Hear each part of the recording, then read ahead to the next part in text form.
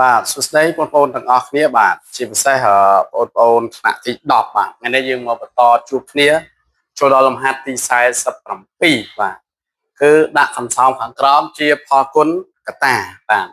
ខ្ញុំមានដល់ទៅ5លំហាត់បាទប៉ុន្តែនៅក្នុងលំហាត់នេះមុននឹងយើងធ្វើការដោះស្រាយគឺខ្ញុំសូមជូននៅរូបមន្ត2នេះសិនបាទព្រោះការដាក់ផលគុណកតាវាគឺតកតទៅនឹងរូបមន្ត2នេះបាទគឺរូបមន្តទី1គឺ a គីបបូក b គីបបាទគឺស្មើ a បូក b កតា a ការ៉េដក ab បូក b b ការ៉េបាទអារូបមន្តទី1ហើយរូបមន្តទី2គឺ a គីបដក b គីបគឺស្មើ a ដក b កតា a ការ៉េបូក ab បូកឲ្យ b b ការ៉េបាទអញ្ចឹងយើងនឹងប្រើរូបមន្តទាំងពីរនេះធ្វើការដោះស្រាយលំហាត់យើងខាងលើបាទអូខេឥឡូវយើងមកមើលដំណោះស្រាយទាំងអស់គ្នាវិញបាទអញ្ចឹងដំណោះស្រាយបាទណោះអញ្ចឹងគេឲ្យដាក់ប៉ះគុណកតាអញ្ចឹងយើងមើល a បាទ a ស្មើ x គីបបូកឲ្យ27បាទអញ្ចឹងយើងមើលថាលំហាត់នេះវាអត់ទាន់ចូលរូបមន្តទេបាទប៉ុន្តែយើងសាកគិតមើលកន្លែងនេះបាទកន្លែង27ព្រោះ x គីបនេះវាចូលយើងបានទាញបាន x គីបហើយបាទតែអានេះព្រោះវាបូកអញ្ចឹងវាត្រូវការអាកន្លែងនេះ b គីបកន្លែង b គីបអញ្ចឹងយើងដឹងហើយថាម៉េចថា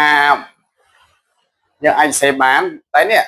27នេះគឺខ្ញុំអាចសេបានថា3គីបបាទ27វាស្មើ3គីបតោះមកអានេះវាចូលរូបមន្តនេះរូបមន្តនេះ a គីបបូក b គីបស្មើ a បូក b កតាឲ្យ a ការ៉េដក ab បូកឲ្យ b ការ៉េអញ្ចឹងមានន័យថាកន្លែងនេះ a របស់យើងស្មើឲ្យ a ស្មើ x b ស្មើ3បាទអញ្ចឹងយើងគ្រាន់ចំនួនរូបមន្តមកគឺចប់ហើយបាទអញ្ចឹងស្មើបាទស្មើនេះ a បូក b អញ្ចឹង a បូក b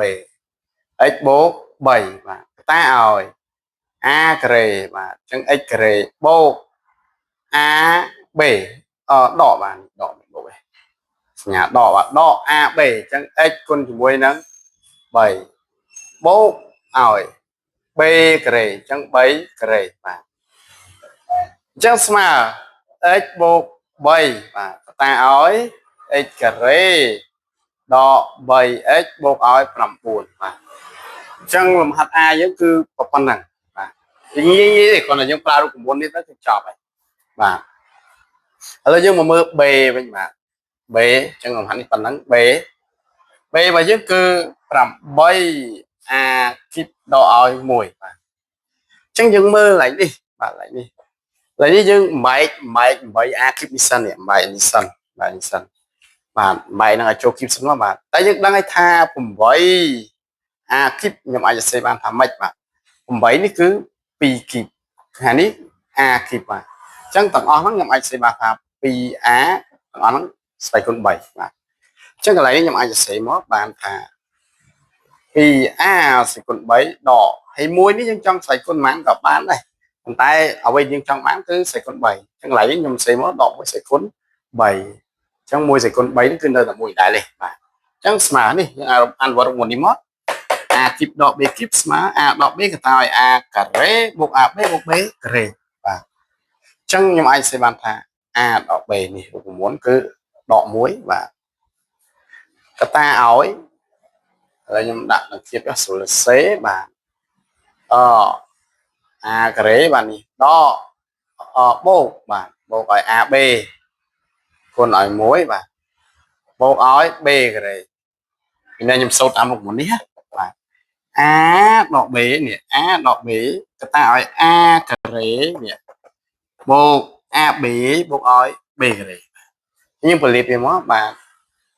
2a ដក1បាទ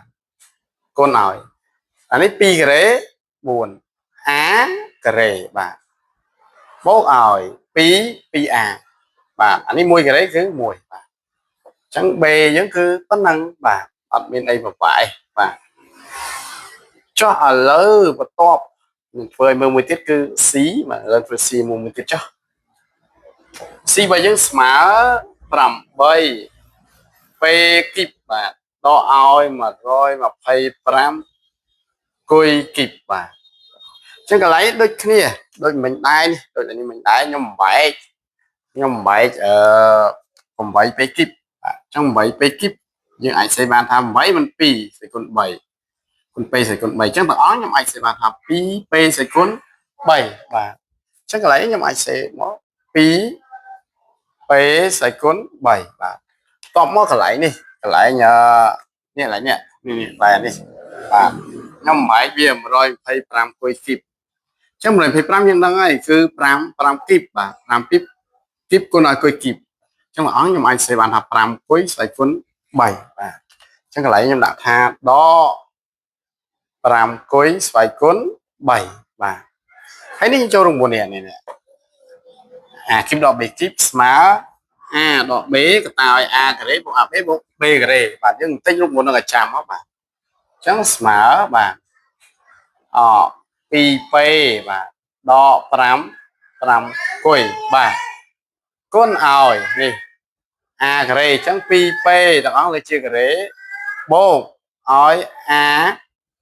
b và chẳng pi p con ói pram cùi và tóm một bô và dương prao một chỗ tất nhiên gì và vì ọt như trở lỏm thì và này bộ bây giờ prao một chỗ những ai trở lỏm chẳng smart đi mấy nhầm sen để